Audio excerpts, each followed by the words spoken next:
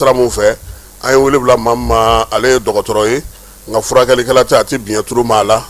maanifinya dɔgɔtɔrɔ don ani adamadenya dɔgɔtɔrɔ ɲininikɛla don ekɔli karamɔgɔ don wa min ye universitaire ye o fana don Birema Eli Diko ale de bɛ an bolo bi sɔgɔmada in na an n'a bɛna masala sabula an y'a ye k'a fɔ nin waati laban in na kiimɛli bɛ ka kɛ jamanakuntigi ale ka san 5 fangata hukumu kɔnɔna na san 5 in kɔnɔna na n'i y'a jateminɛ i b'a ye k'a fɔ bɛn ni kelenya cɛfɔ ni kanbɛn ni basigi o kuma o fɔra bi an bɛna baabu dayɛlɛ min na o ye bɛnko ye o ye lakanako ye ale ni dugudenw bɛ se cogo min na k'u jɔniyɔrɔ fi u ka sigidaw kɔnɔna u yɛrɛ ka lakana na san 5 tɛmɛnen na bɛn ɲinini lafiya ɲinini ani lakana ɲinini o taara sira jumɛnw fɛ an ka jamana kɔnɔ yan jɛɛrɛw caman sigira sen ka jamana kɔnɔ ka kuma di malidenw ma duguma fo sanfɛ ɲɛmaw ye fɛɛrɛkɛnɛw sigi min ye baabu k'a dayɛlɛ bɛɛ lajɛlen ye o nana wolo mun na nin waati laban in na bɛn sɛbɛn bɛ n'o tɔgɔ dɔra ko charte nationale n'ale kan ka bɛn ni kelenya sinsin an ka jamana kɔnɔ yaasa a ka se ka lakodɔn ka lawaleya an ka jamana fantan naani bɛɛ lajɛlen fɛ sa jɛkulu wɛrɛ nana sigi a bɛ fɔ o ma ko observatoire ale ka se k'a lajɛ anw jamanadenw bɛ se ka nin sɛbɛn in dɔn cogo di k'a dɔn ka lakari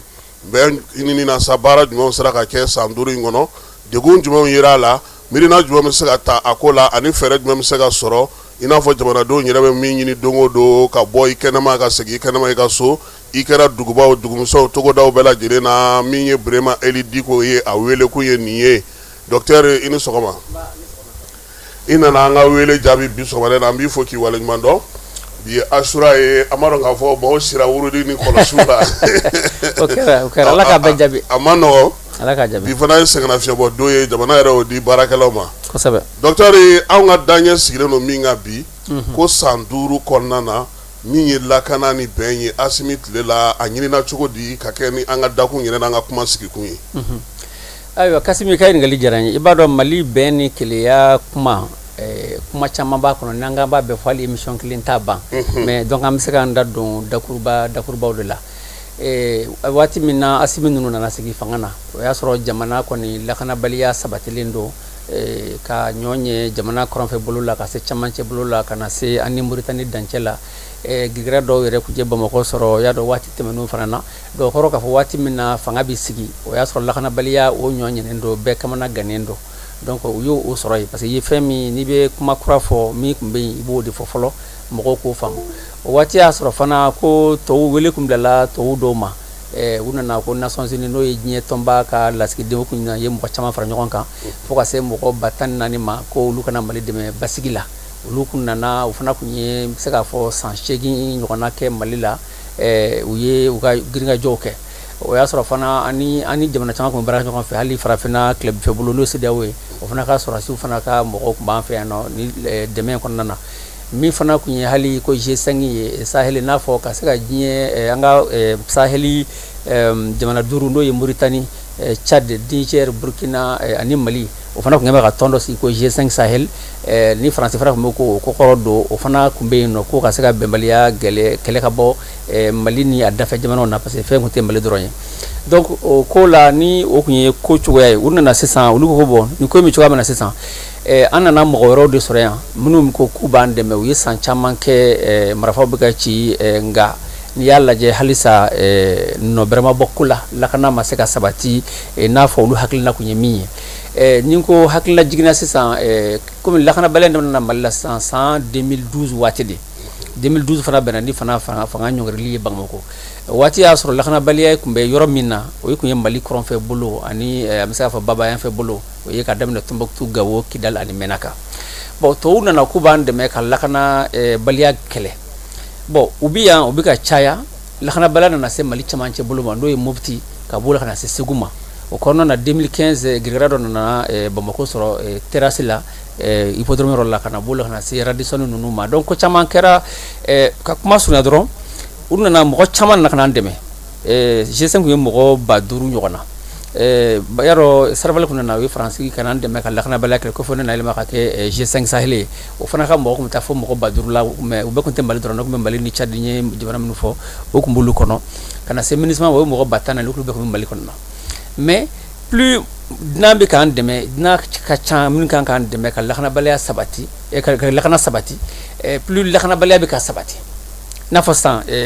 2012 ko in kun ye Mali kɔrɔnfɛla dɔrɔn de kɔrɔnfɛ bolo ka se babayanfɛ bolo ma bon kana se waati min na fanga bɛna taa yɛlɛma ka ni Asimi ninnu bɛna taa o y'a sɔrɔ Mali n bɛ se k'a fɔ lakanabaliya ye Mali yɔrɔ bɛɛ sɔrɔ parce que hali Fakola Miseni Kɔlɔnjɛba n'a hakili b'a la 2019 waati ko dɔw kun ye yen sɔrɔ donc Maliyɛnw bɛna ka u yɛrɛ ɲininka k'a fɔ mɔgɔ caman nana k'u b'an dɛmɛ ko an ka se k'an ka jamana ka lakana sabati nka ni dun y'a lajɛ fɔlɔ fɛn kun bɛ kɔrɔnfɛla fɛ a nana glisse donc a nana carin sisan ka Mali fan bɛɛ sɔrɔ o kuma nin ko in bɛ cogo di donc u nana o hukumu kɔnɔna na maintenant an ka jamana camancɛ mɔgɔw nana min kɛ u ye fɛɛrɛ n bɛ se k'a fɔ fɛɛrɛba fila fɛɛrɛba fɔlɔ ye min ye o ye ka yɛlɛma don armée yɛrɛ ka taabolo la o ye ka maramafɛnw san minnu ye sanfɛ minɛnw ni duguma minɛnw ni formation ye ani ka baara kɛ ani jamana wɛrɛw cɛ n'a fɔ Russie ninnu ni fɛn ninnu o ye armée ta fanfɛla ye maintenant ko mugu ci k'o dɔrɔn tɛ se ka na ni bɛn ni kɛlɛya ye ko donc fo ka sigikafɔw kɛ donc sigikafɔ ninnu nana daminɛ o ko nana daminɛ n'a sɔrɔ ni waati min na o ye yarɔ san yɛlɛma o san yɛlɛma président bɛ a bɛ discours dɔ de kɛ a bɛ kuma dɔ de fɔ ka ɲɛsin jamanadenw ma san lahala kɛra cogoya min na k'o fɔ u b'a fɔ discours de la nation sankɔrɔ la baara minnu bɛna sigi sen kan k'olu fɔ o la 31 décembre 2023 président Asimi ko ale y'i sigi ka jateminɛ kɛ min kun ye k'a fɔ ko sɛbɛn min kun kɛra bɛnkan sɛbɛn min kun kɛra ni an ka Mali kɔrɔfɛbɔlɔ mɔgɔ dɔw fɛ n'o ye à l'époque ko SEMA coordination Mamadu Laza Wade ko o ko ninnu sisan olu bɛna fɛɛrɛ kɛ kuma bɛɛ an bɛ taa ka taa an kun di mɔgɔ wɛrɛ fɛ yen zen kɔni ko le linge sale va être lavé en famille kɔrɔ de sisan k'a fɔ ko bon ko min ye Mali ka lakanabaliya ko ninnu ye ko pour que fu ka se ka sira a la ko san nata kɔnɔ n'o ye 2024 ye ko ale bɛna fɛɛrɛw sigi sen kan min b'a to Maliyɛnw yɛrɛ b'u ka lakanabaliya gɛlɛya minnu b'a la ko nana cogoya min na u yɛrɛ ka sigi ka fɔ kɛ k'o kumaw fɔ ni fɛɛrɛ min kan ka kɛ ko Maliyɛnw ka jɛ k'o fɔ o kɛra 31 décembre 2023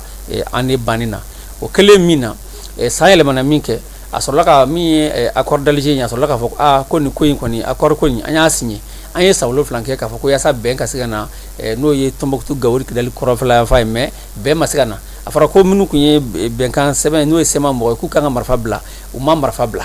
bon donc nin ko in bɛ cogoya min na sisan ko anw sen tɛ nin accord ko in na bilen donc u bɔra Mali jamana k'ale sen tɛ accord ko la bilen parce que donc Mali c'est bon accord issu du processus de paix donc accord d'Alger aussi na an ka cɛkɔrɔba b'a fɔ ten voilà accord d'Alger ale nun jalo voilà donc issu du processus d'Alger voilà effectivement signé yɔrɔ min ale ko a tɔgɔ kan ka da o dugu la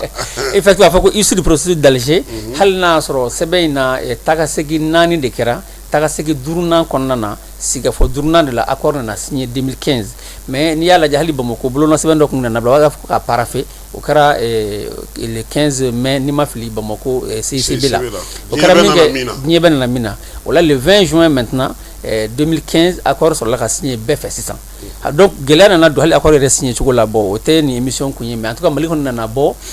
Mali ko bon président Asimi ko nin accord in kɔni ko olu bɔra a la u bɔra a la min don sisan lakanabaliya min bɛ Mali la kɔrɔnfɛ ko dɔrɔn tɛ camancɛla sen b'a la Mali fan bɛɛ de b'a la min kan ka kɛ sisan ko Maliyɛn bɛɛ de kan ka sigi k'a lajɛ min furukufuruku min b'an cɛ du kɔnɔnaw na ani kabilaw kɔnɔ ani togodaw la mun de bɛ kan ka kɛ pour que basigi ka na donc ko sisan k'an bɛna sigi k'o fɔ donc le linge sale va être lavé en famille donc an bɛ jɛ ka o de fɔ an yɛrɛ ni ɲɔgɔn cɛ o de kɛra min kɛ a sɔrɔla ka na tɔn dɔ sigi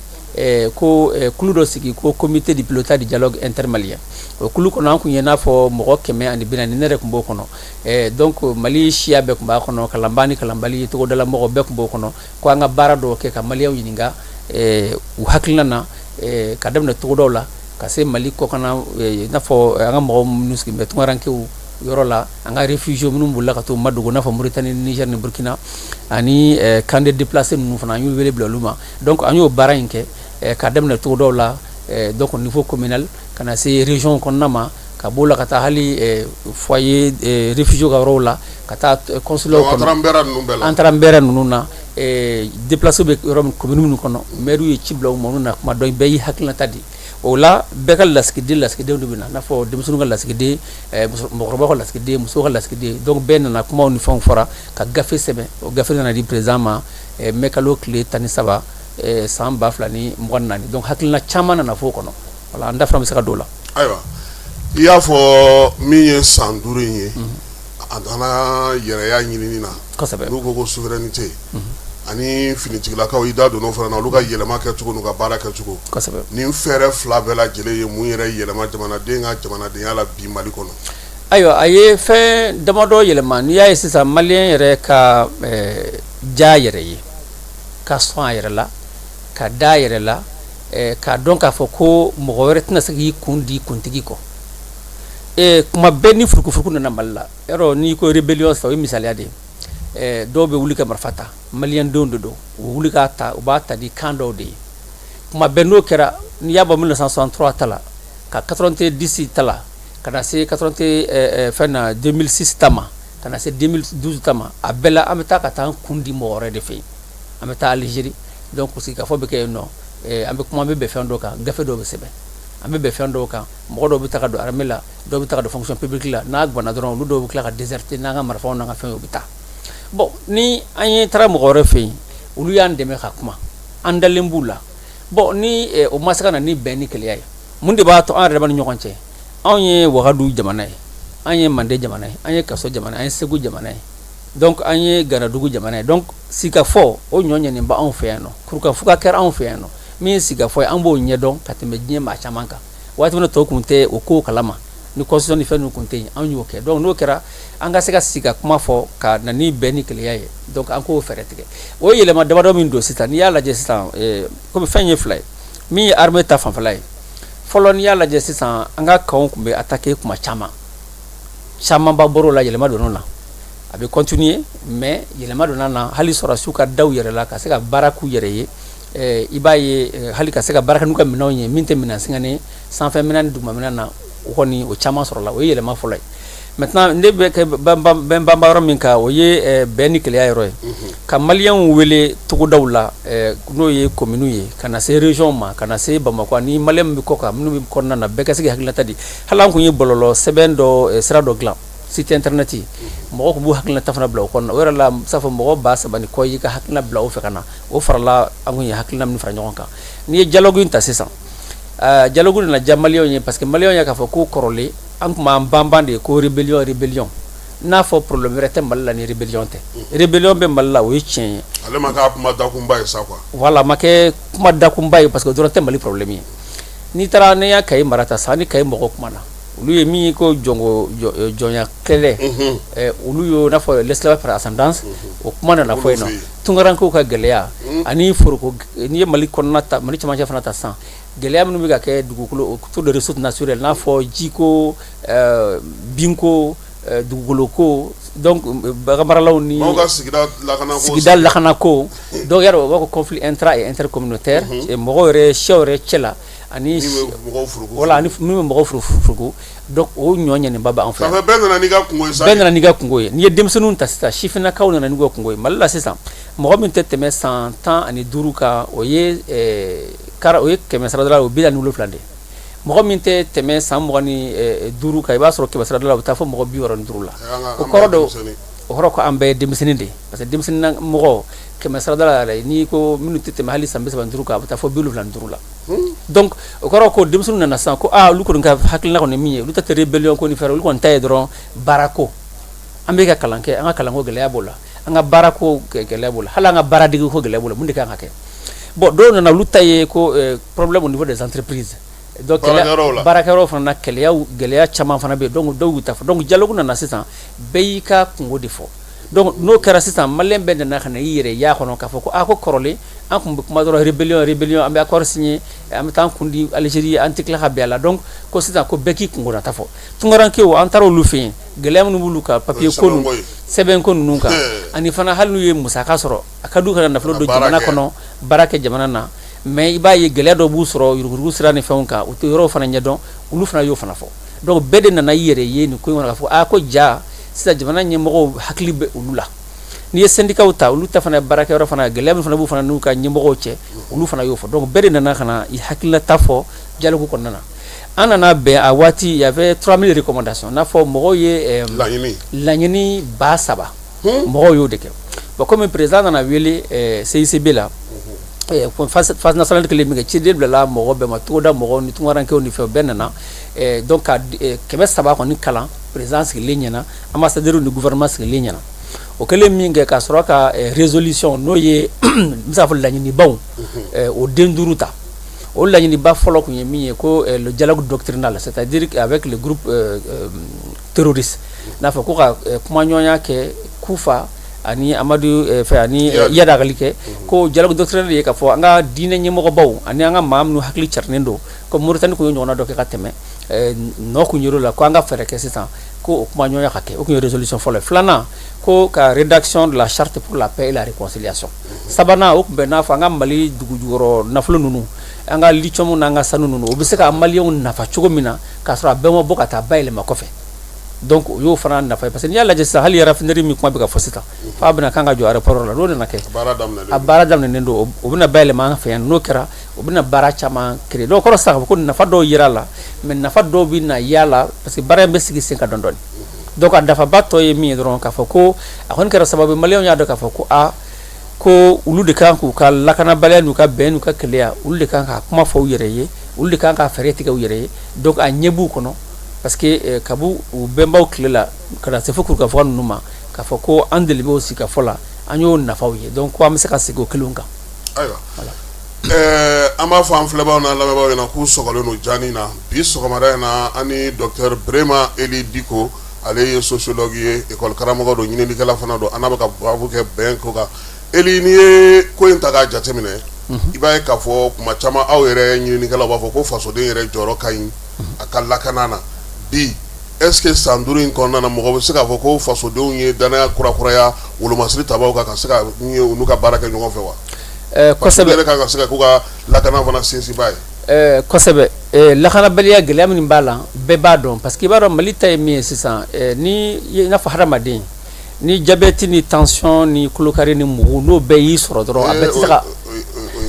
o yiga ko no bon ka ko tiban parce que fubala donc abiga ko de gelea donc malita yodi malika ko no na san fen chama be o be jamana dona fen do be jamana nyemona fen do be marata bulula donc fen do fana be bogobinu fana be kanga jamana fana la jenu ka ko jugoroba fuka ko surgu yuguba ulu fana be ko nuna donc mais min konu ambe kono be min kon don transition kono ajira la bela be joro e mi mbida misala do di parce que ni kuma fo jamana hono be ni ma misala do ba ko bi kuma fu di fo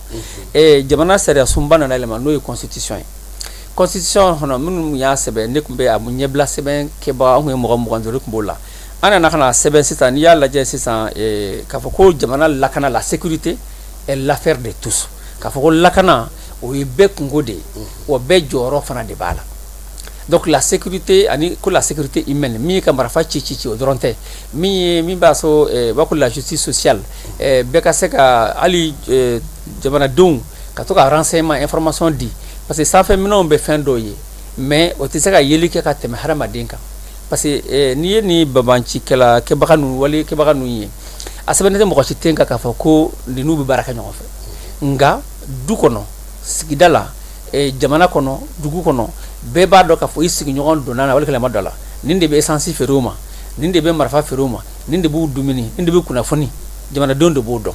ka fo nango ko jamana nyemo ko kan lakana ça fait baray voilà drone ça fait exactement na dugu mana na ayere fana ni nyanje man ya tabulo ni alwadi aketo no ko ande bu do suguta law kolonda sigilaw voilà yo susu yoro mo o ya anre na nga dugu tigu exactement donc ande bu do donc c'est la constitution no jamana sere sumba parce que le be ko to be la glace ça o yo sebe ka fa ko ye ko be kan ka o ki kungoyi jamana sora si drontisi angana ka sora to ko be kan ka se ka ko do ke lakana kungun kono to yo ferete ke minke o kila ka fo de ka fa ko bon ko mo ni santani shegin soro ni grende na naski jamana ka fo ko wajibi ko jamana ni mo ko be ka décision do ta ka mobilisation collective ke mo be mballa ye che ye musoy ni ko nga kenen nina na gona décision parce que ta conseil des ministres là wala kle wasa blo mo ko boke président bo lassé donc ka iwele ki do sur asia là kata a jako ni fi men ya me ko ibita jako ke ngo ka yoro do smaleno donc o jamana sariya sunta ida mi na do la kofe o kara président la décret d'ota ka fo ni ko na ki bi fa ke fonctionnaire jamana ka lasigi jamana ka barakala akara hal tukudala i bɛ formation militaire san kalo 6 obligatoire i bɛ taa bafo u b'i gosi ɲɛnama donc n'o kɛra min ko min kɛ maa ye o donc u bɛ hakilila e ka taa ci ni dɔrɔnaba ni bafo ba ni ne tɛ taa ye donda ka se Dominiki ka yɔrɔ la ani so ka yɔrɔ i b'a dɔn ko bafo ye min ye ne tɛ taa ye an b'an ta kɛ hakilina ye donc o fana y'o labɛn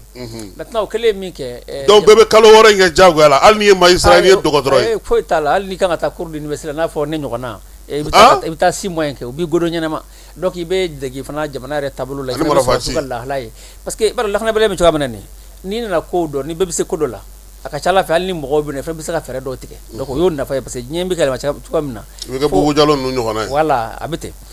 donc sisan o ye fɛɛrɛ filanan min tigɛra sabanan o ye n'a fɔ recrutement kɛra hali b'a ko service national des jeunes ka se ka denmisɛnninw kalan ko dɔw la jamana lasigidenya yɛrɛ la jamanadenya ɲuman yɛrɛ la a n'a kɛcogo ɲumanw donc ɲumanya waleya k'u kalan o la o fɛnw fana nana sigi sen kan pour que bɛɛ ka se ka a don faso kɔnɔ e jɔyɔrɔ ye min ye mɔgɔ jɔyɔrɔ man dɔgɔ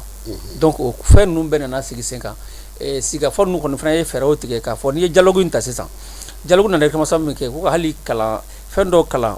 école kɔnɔ sugu kɔnɔna ninnu na hali kɔfɛ a dialogue bɔlen yɛrɛ résolution filanan kun ye charte ye ko ka charte sɛbɛn pour la paix et la réconciliation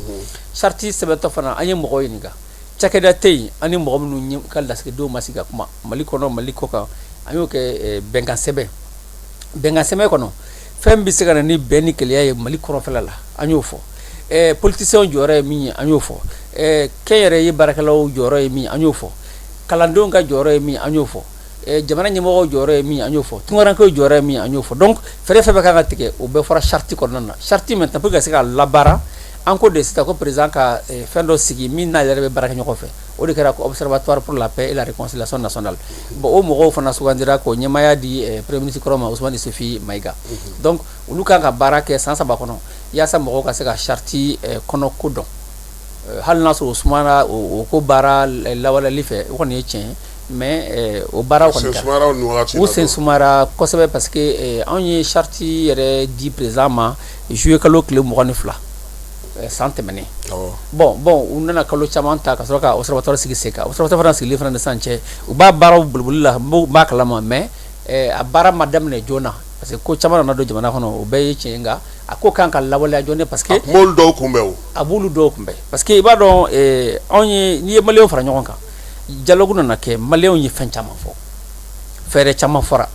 fɛn bɛ kan ka kɛ politique sira kan hali mɔgɔ minnu bɛ yen n'u bolila bɛn ni jamana nafolo ka taa kɔfɛ ni dɔw bɛ yen n'u sigi bɛ jamana kɔfɛ u bɛ ka kuma jugu fɔ jamana ma bɛɛ bɛ k'i hakilinata fɔ fɛɛrɛ min kan ka tigɛ pour que maliyɛn bɛɛ ka se k'i yɛrɛ sɔrɔ Mali ko la hali dimi bɛ mɔgɔ min kan i ka dimi ka bɔ i kan o fɛɛrɛw bɛɛ lajɛlen fara awɔ o bɛɛ bɛ sɛbɛn kɔnɔ o bɛɛ bɛ sɛbɛn kɔnɔ a kun ye dɔrɔn sisan kɔni u ka baara daminɛ pour que mɔgɔw ka se ka sɛbɛn yɛrɛ kɔnɔna dɔn an b'a kɔnɔna dɔn hali bi Eli oui a ma dɔn halisa tiɲɛ na ne m'a ye k'a bɛ maa bolo ko min ko nin y'a yɛrɛ ye bɛɛ b'a fɔ ko k'aw to baara la ko mun fɛnɛ a bɛ ɲɛmaa dɔw bolo a dira mɔgɔw ma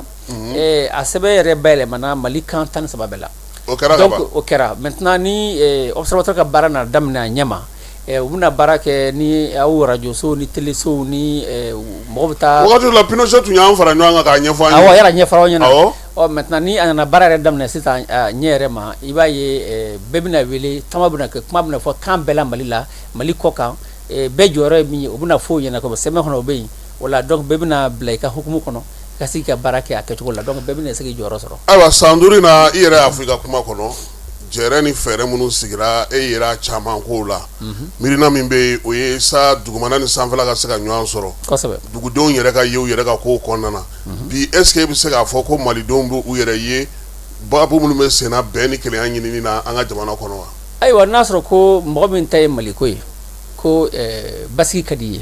ko ɲɛtaa ka di ye k'e ti ka i ta kɛ nasɔngɔ ɲini ye maa kɛn tɛ k'i sara k'i bila jamana yɛrɛ tɔgɔ tiɲɛni na ko i fana tɛ maa ŋaniya jugu ye a ka ca Ala fɛ fɛɛrɛ minnu kɔni tigɛra i jɔyɔrɔ fɔlen bɛ a la ni wele ma bila e yɛrɛ kirikirinna ma i b'a sɔrɔ wele bilala i bɛ hukumu tɔn min kɔnɔ i bɛ hukumu min kɔnɔ i b'a sɔrɔ wele bilal'o ma olu y'u hakililata fɔ donc jamanajɔ ye min ye sisan mɔgɔ caman ka problème ye min ye olu b'u ta kɛ k'a fɔ jamana ɲɛmaa min bɛ yen bi olu ko man di ye donc o be maa caman bali ka jamana yɛrɛ dɛmɛ a taabolo la fɛɛrɛ b'u bolo fana fɛɛrɛ b'u bolo fana u t'o kɛ donc a bɛ se ka ɲɛ tiɲɛ cogo o cogo dɔw b'o fɛɛrɛ tigɛ dɔw fana ta u tɛ kuma u b'u da de b'a ko n'a ma sara olu la bon n'a ma sara la a bɛ ka tiɲɛ e dun b'a dɔn n'a tiɲɛna a kɔlɔlɔ bɛ k'e sɔrɔ hali n'i y'a dan sisan essence ko ninnu ni fɛn ninnu ma gɛlɛya min bɛ Mali kɔnɔ bi a taara ka jɔn to bon donc n'o la sa n'a sɔrɔ e ta ye jamana ko ye sani k'i sigi k'a fɔ ni fanga nana bayɛlɛma ou bien n'a nana dafiri ne bɛ nin ta kɛ ne bɛ nin ta kɛ tan tɔ n'o bɛ yɛrɛ sɔrɔ e b'o dɔn wa donc jamana ko ye min ye sisan min bɛ yen a jari ya ma diya ye o fanga ye Ala ta de ni waati min y'a diya maa min y'a diya a b'a d'o ma n'o ta baara don min na o bɛ ban o don donc ni mɔgɔw y'o faamu sisan e se ye min ye i k'i faso bila fɛn bɛɛ ɲɛ quoi voilà i k'i faso bila fɛn bɛɛ ɲɛ parce que fɛn tɛ mɔgɔ ko ye maaw bɛ tɛmɛ o maa mana kɔgɔ cogo o cogo maa mana goya ye cogo o cogo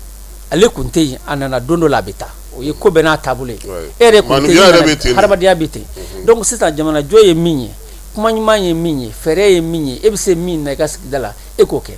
misaliya sisan e tɛ se marifaci la sɔrɔsiw yɛrɛ commande ye o ye tiɲɛ mais e bɛ ka bamanjikɛla walikɛlabagaw ye a ka commune na i ka togoda la i ka sigida la ni nana o fɔ olu nana minɛ o tɛna kana kisi ya n'i y'i ban k'o fɔ n'e ka mɔgɔ dɔ nana karita n'o bɛ taa dugu la n'o y'o bamanjikɛla wala e ko minnu ye n'i y'o ko dogo e y'i ban k'o fɔ n'olu taara ka taa bombe bila sira la n'i ka mɔgɔ b'o kari kɔnɔ n'u sara a kɛra jɔnni na donc fo mɔgɔw k'o yɔrɔnin de faamu c'est à dire ka se ka fanga ni jamana ka fanga maralaw fanga marabagaw ani jamana ka baara jamana ka baara u kunkolo jari ye o u kunkolo ma diya ye o u ka mara ɲɛna o a ma ɲɛ o e k'o yɔrɔ to yen e yɛrɛ bakun ye se ye min ye e k'o kɛ donc n'i m'o kɛ dɔrɔn a tɛ ɲɛnabɔ donc kuma y'o dɔrɔn de ye quoi ayiwa nka olu kɔni y'u seko kɛ an ye bɛn sɛbɛn caman sigi jamana in kɔnɔ yan dɛ awɔ hali dɔ wɛrɛ bɛ na Alize ta kɔfɛ an y'a ye k'a fɔ aw yɛrɛ ye wulikajɔ dɔw kɛ yalama danfara jumɛn bɛ aw ye bɛnkan min sɔrɔ yen ale ni tɔw ni ɲɔgɔn cɛ a danfaraba dɔ ye min ye i b'a dɔn n'i ye accord de Tamaracette ta o kɛra 91 n'i y'a mɛn ko Tamaracette o ye Algérie de ye entre Algérie an y'o kɛ yen nɔ n'i ye accord d'Alger 2006 ta o ye Alger o kɛra Algérie n'i ye accord issu du processus de paix Kafokonaw taara 2006 voilà o ma nɔgɔya dɛ a taara o la ma kɛ Alger wa o babu ma nɔgɔya dɛ y'a dɔn n'i taara pour par accord dɔ na signé Wagadugu janvier 2013 de tɛ yan accord juin 2013 o de na signé Cɛbilen ala ka hinɛ Cɛbilen Dramane ani Senko ni fɛn ninnu voilà olu bɛɛ tun b'o wagati la o taara ko yala élection ka se ka kɛ o fana kɛra Wagadugu an binnen kɔfɛ Kidali o kɛra Wagadugu kɔfɛ an tilala ka taa fɛɛrɛ dɔw fana tigɛ Algérie n'o kɛra 2012 f'a ye min se 2015 donc o kɔrɔ k'a fɔ ko kuma bɛɛ n'a kun gɔnna Mali da la Mali dalen bɛ a kɛrɛfɛ jamanaw la n'i ye 2013 n'i y'o Burkina n'i y'o bɔ a la a tɔ bɛɛ lajɛlen la i b'a sɔrɔ an bɛ taa Algérie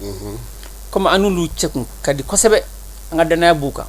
mɔgɔ min fana kun ye marifa ta an kama fana olu fana danaya kun b'u kan donc o la an bɛ taa n'u bɛ sigi a bɛ fɔ kumaɲɔgɔnya nɔgɔya kumaɲɔgɔnya bɛ kɛ u ni ɲɔgɔn cɛ donc an bɛ bɛn fɛn dɔ kan dɔw bɛ waleya dɔw tɛ lawaleya mais danfara min b'a la donc o ye fɔlɔ an kun bɛ taa kuma bɛɛ ka taa kun di mɔgɔ wɛrɛ de fɛ yen président Simikile y'a ka discours kɛ le 31 décembre 2023 donc ni 2024 kɛra daminɛ 2024 la ka na sisan ma kɔni a tɔ yɛrɛ de an ka sigi ka fɔ an yɛrɛ dama de b'a kɛ wa ko sans interférence extérieure c'est à dire que an maliyɛnw yɛrɛ dama de bɛ sigi ka kuma ɲɛngwɛn togoda la n'o ye commune ye ka na se région ma ka na se an ka ambassade ni an ka consulat tunkarankew kɔrɔ ka tila ka lajɛrɛba kɛ Bamako ka mɔgɔw wele ka mɔgɔw sigi ka kuma o la donc o kɔrɔ de k'a fɔ ko mɔgɔ ma don a la mɔgɔ ma wari bɔ maliyɛnw de y'u ka wari bɔ u yɛrɛ ye maliyɛnw de nana k'u sigi ka kuma fɔ k'a sɔrɔ mɔgɔ m'u bali k'a fɔ ko nin tɛ sɛbɛn n'i ye accord d'Alger ta min sɛnɛ 2015 accord sɛnɛ waati min na Mali ka amendement n'o ye k'a fɔ fɛn dɔ bɛ yen sɛbɛn in kɔnɔ fɛn 13 b'a kɔnɔ ne ma jɛn n'a ye sema mɔgɔw fana a ko se fɛn 12 ma olu fana ma jɛn ni min ye o kɔrɔ k'a fɔ ko accord nin tiɲɛ don an y'an ka hakilinaw b'a kɔnɔ fan fila bɛɛ fɛ mais accord in cogo na an bɛɛ kan ni mɔgɔ minnu y'an dɛmɛ bon ni de ye dialogue ta sa dialogue mɔgɔ ma wari bɔ mɔgɔ ma hakilina bɔ ni min tɛ maliyɛn ye minnu nana kuma fɔ olu ye maliyɛn minnu bɛ kɔ kan minnu bɛ kɔnɔ olu nana ka na u yɛrɛ ka ko fɔ u yɛrɛ ye a bɛ ɲɛ cogo min olu de y'o fɔ ka na se dialogue fɛn na charte projet avant projet de la charte ma an de y'o kɛ a yɛrɛ dama mɔgɔ min an ma to ka wari minɛ an ma taa bɔ tɔw ye an ma tɔw hakilina ɲininka donc sisan n bɛ se k'a fɔ dɔrɔn yɛrɛ ta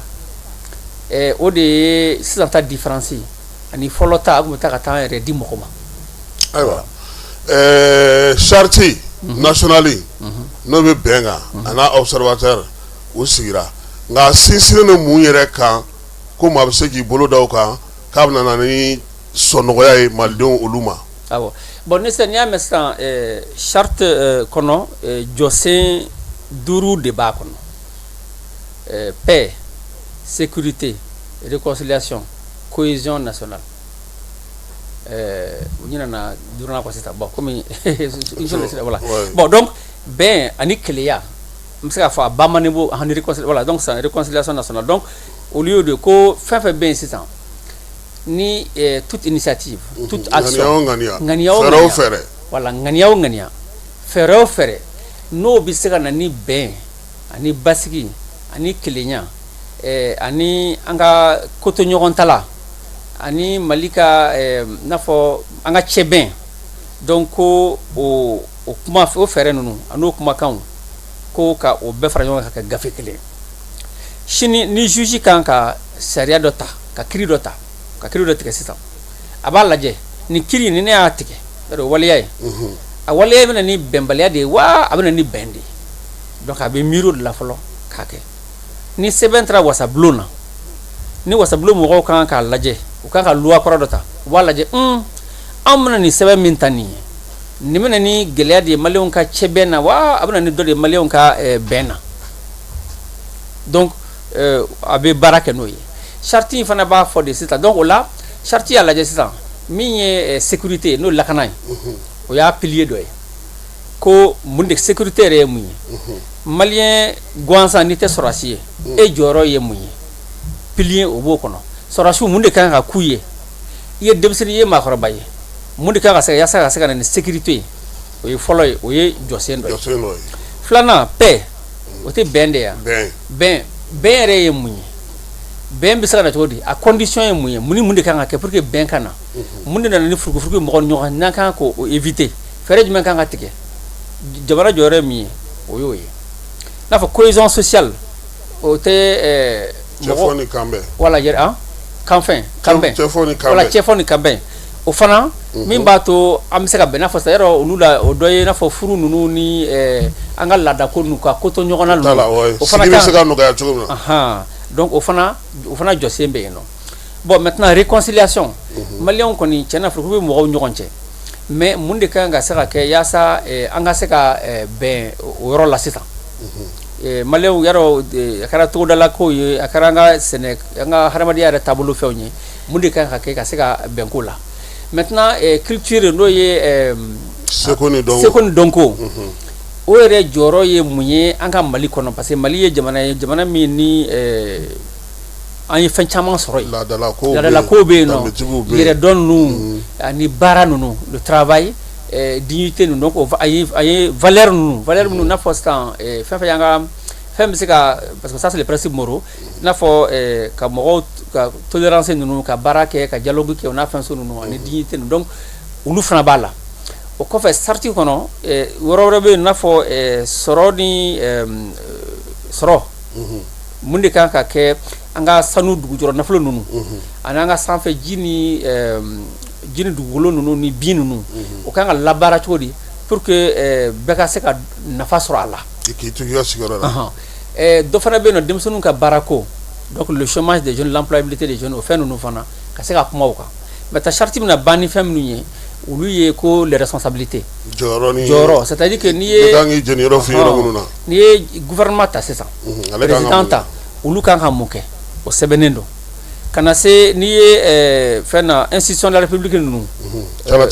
voilà k'olu fana ka jɔyɔrɔ ye min ye k'o fɔ n'i ye sifinnakaw ta olu ka jɔyɔrɔ ye min ye musow ta o ye jumɛn ye donc bɛɛ fɛn dɔ ɲininen don bɛɛ fɛ bɛɛ k'o lawaleya a kɔnɔna na an ka dugutigilakaw an ka diinɛtigiw an ka laadatigiw olu jɔyɔrɔ ye mun ye an ka kɛnyɛrɛ ye n'o ye secteur privé ye olu fana jɔyɔrɔ ye min ye o fana sɛbɛnlen don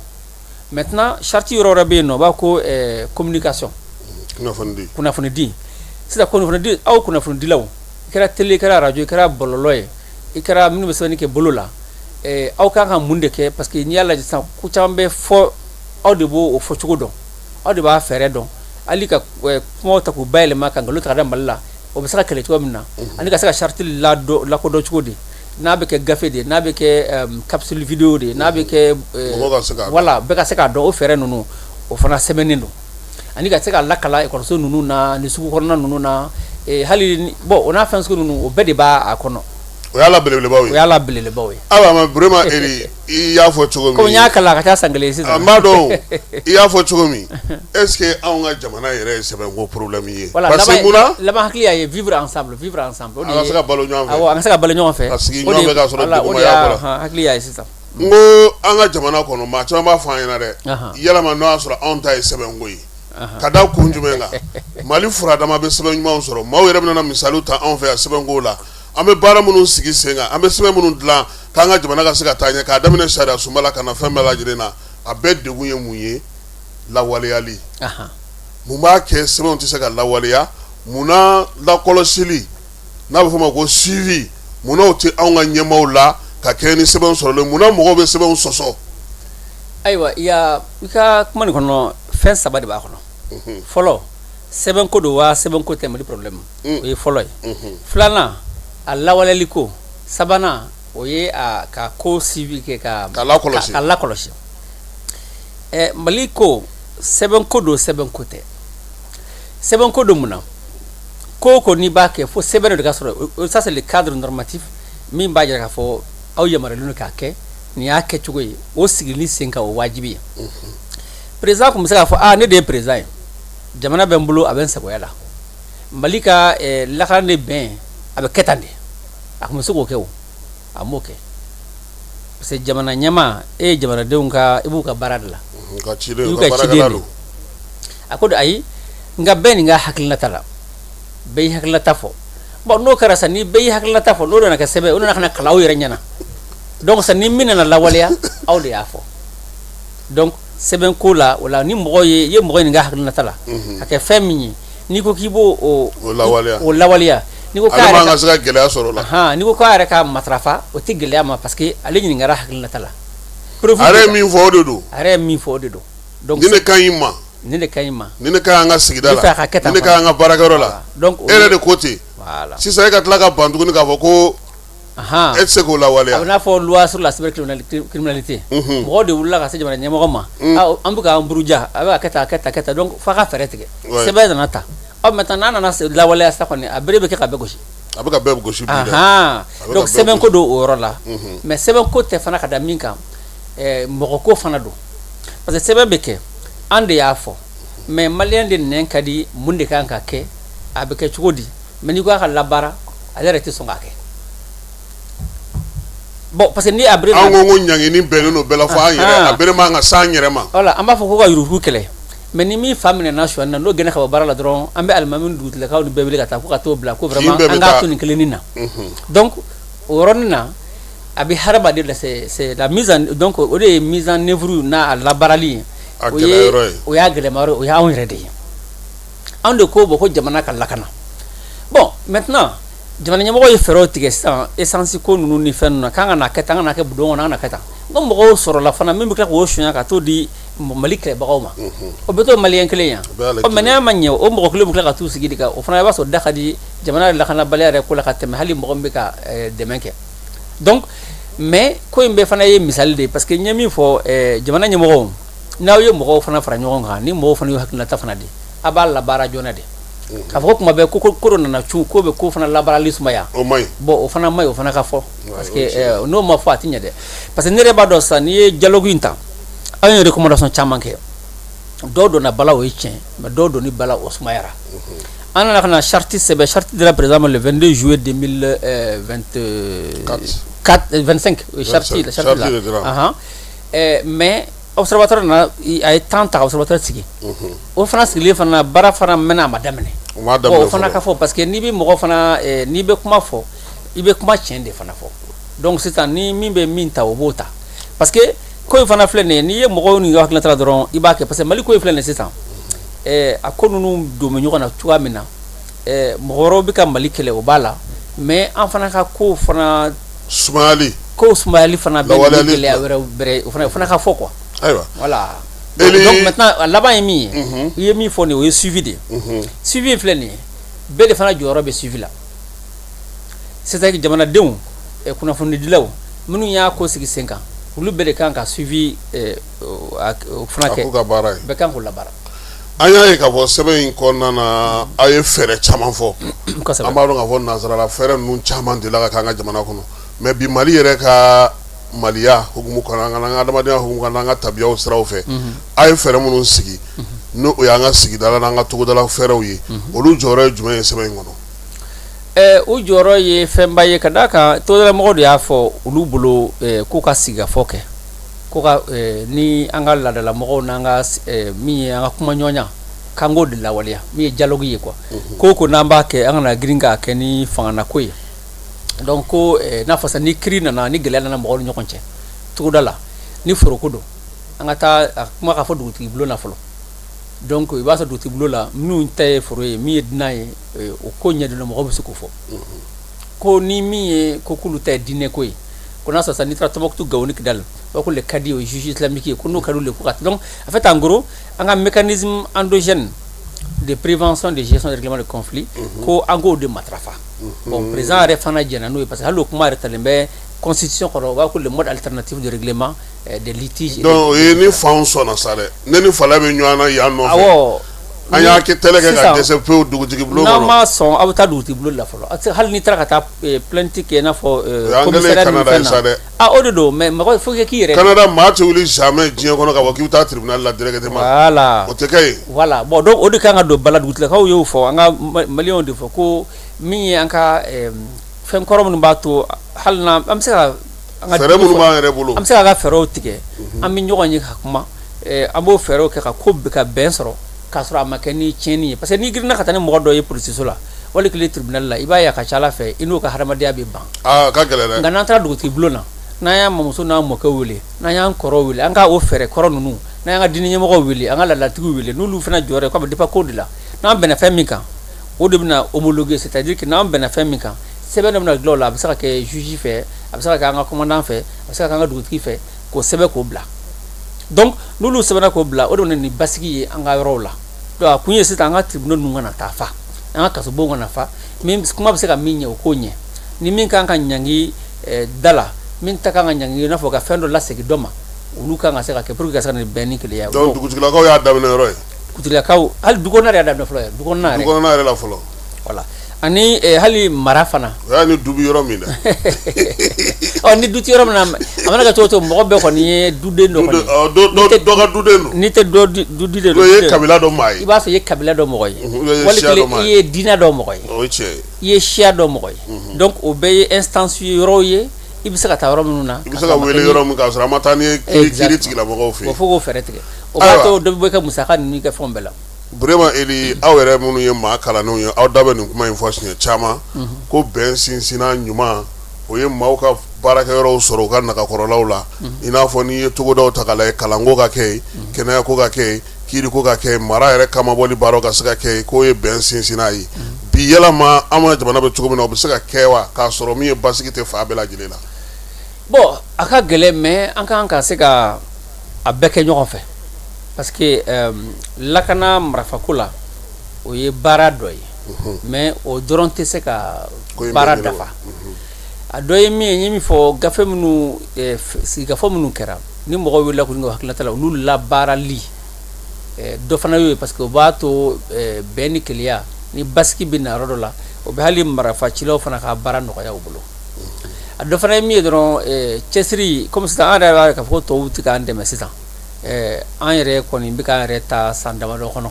donc an ka se ka fɛn dɔ fɛɛrɛ dɔ sigi an yɛrɛ ye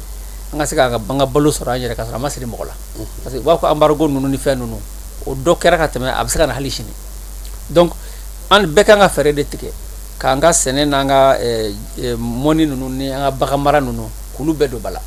fɔlɔ n'i y'a lajɛ sisan an ka faliw n'an ka fɛnw kɛ bolo kɔfɛ fɛn ye nka bi bi in na an mago bɛ faliw la o an mago t'u la wa kosɛbɛ ba yɛrɛ an y'an ka nɛgɛso fili nɛgɛso bɛ lawulila bi dɛ donc maintenant o nɛgɛso mɔgɔ min ka baara min bɛ se nɛgɛso dilan ninnu ni mara ninnu ni fɛn ninnu na an kan k'o fɛɛrɛ tigɛ tile bɛ an fɛ yan nɔ tile an tɛ ka tile labaara donc o n'a fɛn an kan k'a lajɛ jamana bɛ cogoya min na dɔrɔn bɛɛ k'i se k'o kɛ dɔrɔn quoi ayiwa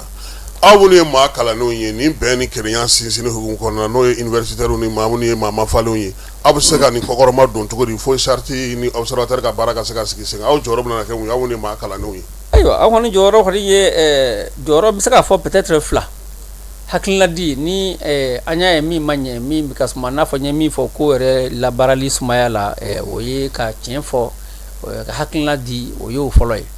2nan fana o ye an ka ekɔlisow kɔnɔ ka se ka an ka ekɔlidenw lakalan charte yɛrɛ kɔnɔna na n'a fɔ charte nana cogo di hakilina yɛrɛ ye min ye mun de b'a kɔnɔ ka se k'o fɔ a fɔcogo la an bɛ se o la ani ka se ka taa bɔlɔlɔw kan ka fɛnw ɲɛfɔ mɔgɔw ye u ka se k'a faamu parce que fɛn fana n'a ma ɲɛ i b'a fɔ k'a sɔrɔ e yɛrɛ i b'a ɲɛdɔn i tɛ fɛn min ɲɛdɔn n'i bilal'o fɔli la a ka gɛlɛn dɛ a ka ca Ala fɛ i bɛ fu fɔ walima i bɛ mɔgɔ sɔrɔ charte ko ninnu ni dialogue ko nin na ni maa si tɛ sigi k'i bɛ taa k'a fɔ k'i bɛ taa ka taa ne bluffo la parce que a kɛra an sigilen ɲɛna min kɛra i ka hakililata ye min ye i bɛ se k'i to i b'i ka hakililata fɔ mais majɛ min bɛ kɛ kuma na an bɛ se k'olu fɔ donc o y'an jɔyɔrɔ ye. ayiwa an ka baabu bɛ ka se a kuncɛyɔrɔ k'a fɔ an filɛbaaw n'an lamɛnbaaw ɲɛna k'u bɛ jaani sanfɛ bi sɔgɔmada in na Dr Brema Eli Diko ale de bɛ an bolo an n'a bɛ ka kuma bɛn ni kelenya san 5 kɔnɔna fɛɛrɛ minnu sigara ani hakilina minnu bɛ yen. Eli ne ka ɲininkali yanni n ka kuma kuncɛ kuma d'i ma o ye bi aw yɛrɛ ye nin ko in bɛɛ lajɛlen jateminɛ san 5 tɛmɛnen kɔnɔna na e yɛrɛ bolo bɛn ɲinini na mun bɛ se ka kɛ laɲini kɛrɛnkɛrɛnnen ye ni Général Asimi y'o sigi sen kan bɛn ni kelenya ni cɛfɔ ni kanbɛn a bɛ sinsin an ka jamana kɔnɔ. Bon i b'a dɔn nin ko in filɛ nin ye baara caman de kan ka kɛ parce que n y'a fɔ n ko Mali ka bana na diabète ni tension ni kulokari ni mugu ani hali n t'a si dɔ fana o bɛɛ de dɔnnen bɛ Mali ko la. awɔ bon ko in na sisan kabi bɛ ɲɛmɔgɔ tɔn de filɛ ni ɲɛmɔgɔ ye ko dɔ sigi sen kan kɔfɛmɔgɔw fana b'o filɛ donc o ye baara yɛrɛ kun fɔlɔ ye n'a fɔ a ye décision ta fɔlɔ min na k'a fɔ ko ko sisan kɔni maliyɛnw ka sigikafɔ ni fɛn ninnu ko bɛɛ bɛna kɛ Mali kɔnɔ bon a y'o fɛn min ta nin ye o y'a jɔyɔrɔ dɔ ye maintenant lawaleli teliyali o b'ale de bolo n'ale y'o kɛ jamanadenw bɛ tugu a nɔfɛ donc a k'o fɛɛrɛ tigɛ teliya la observateur min n'a y'a sigi n'u b'a baaraw la k'a ko teliya mɔgɔw k'a kɔnɔ ko dɔn o la a bɛ se ka na ni basigi ye. 2nan ye min ye maa caman n'i y'a lajɛ sisan sariya bɛ k'a ka baara kɛ bon maaw minɛna dɔw datugura jugement ko ni fɛn ninnu bɛ senna o bɛɛ bɛ se ka na ni furukufuruku ye n m'a fɔ k'a fɔ ko ka mɔgɔ bila n m'a fɔ ko ka mɔgɔ minɛ mais ko bɛɛ bɛ kɛ ni wa ko la paix n'a pas de prix la paix a un coût donc a fana bɛ décision dɔw de ta décision min bɛ yen nɔ i b'a sɔrɔ décision politique b'a la décision économique b'a la lakanabaliya bɛ Mali kan bi o ye tiɲɛ ye mais n'i y'a lajɛ sisan sɔrɔ yɛrɛ sira kan nafolo sira kan gɛlɛya caman bɛ togodala mɔgɔw kan a bɛ dugubakɔnɔ mɔgɔw kan fɛnw da ka gɛlɛn donc hali fɛɛrɛw bɛ se ka sigi impôt sira kan o nɔgɔyali ni fɛn ninnu na pour que minnu bɛ ka kɛnyɛrɛye kɛ gɛlɛya kɔnɔ u ka se ka fiɲɛ bɔda dɔ fana sɔrɔ ka fɛn dɔ sɔrɔ u yɛrɛ ye bon a dɔ fana ye min ye o fana y'ale ye halisa maa ni sigiɲɔgɔn ma ja i ka jamana kɔnɔna tɛ suma donc halisa Hamadi Jɔ tɛ kɛlɛ la o ye tiɲɛ o tɛ Hamadi ka wɛrɛ kunci bɔ gɛlɛya b'a ni Alizeri cɛ a b'a ni Côte-d'Ivoire cɛ donc k'a lajɛ halisa dugu jukɔrɔ kuma na fɛɛrɛw la minnu kan ka kɛ yaasa an n'olu ka se ka n b'a dɔn u b'a la mais halisa u ka se ka ko teliya ni sigiɲɔgɔnw jara ni n'olu bɛnna o bɛ gɛlɛyaba dɔ ta ka bɔ i ka ko la tiɲɛ don n'i ye Kidali ko in lajɛ a laban ye kuma de donc n'a laban ye kuma ye o kuma minnu kan ka kɛ sisan o fana ka daminɛ sisan o bɛ na ni lafiya dɔ fana ye maintenant min ye denmisɛnninw fana ka baarako ye ka hakili t'o la parce que san o san an ka université bɛ maa caman ba former k'o bila caman bɛ da licence de la o tɛ se ka master kɛ donc licence ye bagi kɔfɛ san 3 u ka baarako ka hakili t'o la parce que don dɔ fana na o fana ye gɛlɛya dɔ fana ni denmisɛnnin sigi bɛ e fa tɛ k'a k'i ye ba tɛ k'a k'i ye e nɛgɛla ka ca ni min ma taa tunga fɛ dɔrɔn o bɛ se ka don dɔrɔgu jugu ta la o bɛ se ka sɔn mɔgɔ jugu ka kuma ma donc ni fɛɛrɛ fara tigɛra denmisɛnninw ka baarako la bon ka ca Ala fɛ n b'a dɔn o b'a la mais halisa ka ko ka dɔ fara a kan n'o ye métier ye i n'a fɔ plomberie ni mécanique ni baara ninnu o de bɛ mɔgɔw labalo parce que dunan bɛ ka don t'an fɛ yan donc o n'a sugu de don o kan ka latigɛ maintenant jamanadenw fana kan ka n ye kuma min fɔ de don jamana ɲɛmaa ka di n ye a man di n ye ka jamana ko bila ka faso lajɛ parce que gɛlɛya min bɛ jamana kan bi bɛɛ jɔyɔrɔ b'a la bɛɛ se ye min ye k'o kɛ wajibi tɛ ɲɛmaa ka diya i ye wajibi tɛ ka ko diya i ye mais e se ye min ye donc e k'o kɛ donc parce que n'i y'i sigi ko n'a banna n'i sigira n'a ma ban joona o kɔni gɛlɛya min bɛ yen o tɛ ka taa k'i to kuma tɛ min bɛ ka nalen donc ko ne kɔni bolo o fana b'a la maintenant tunkarankew fana halisa u y'u jɔyɔrɔba kɛ jamana jɔyɔrɔko la fɛn fɛn kuma bɛɛ n'u wulila musakako la u b'o kɛ an b'o dɔn o ye tiɲɛ mais halisa o fana hakilina fana ye min ye u k'o fana fɛɛrɛ sigi sen kan ka jamana dɛmɛ ni o ye parce que ka d'a kan Mali filɛ nin ye mɔgɔ tɛna jɔ ka ni an yɛrɛ dama tɛ kuma kuncɛ kuma